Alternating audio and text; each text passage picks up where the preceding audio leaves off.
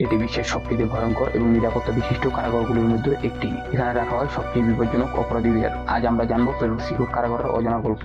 সিকট পেরুর চানমাই অঞ্চলে অবস্থিত। এটি বিশেষভাবে তৈরি করা হয়েছে সন্ত্রাসী, মাদক পাচারকারী এবং সংগঠিত অপরাধের জন্য। সিকটের নিরাপত্তা ব্যবস্থা বিশ্বের সবচেয়ে কঠোর। এখানে রয়েছে উঁচু প্রাচীর, বৈদ্যুতিক বেড়া, সর্বত্র সিসি ক্যামেরা। বন্দীদের একাকী সেলে রাখা হয় যাতে তারা একে অপরের সাথে যোগাযোগ করতে না পারে। বন্দীদের জীবন এখানে অত্যন্ত কঠোর নিয়ন্ত্রণের মধ্যে কাটে। তাদের প্রতিদিন রুটিনে রয়েছে সীমিত সময়ের জন্য বাইরে বের হওয়া, মানসিক চিকিৎসা এবং পুনর্বাসনের প্রোগ্রাম। তবে এই সুযোগগুলি অত্যন্ত সীমিত।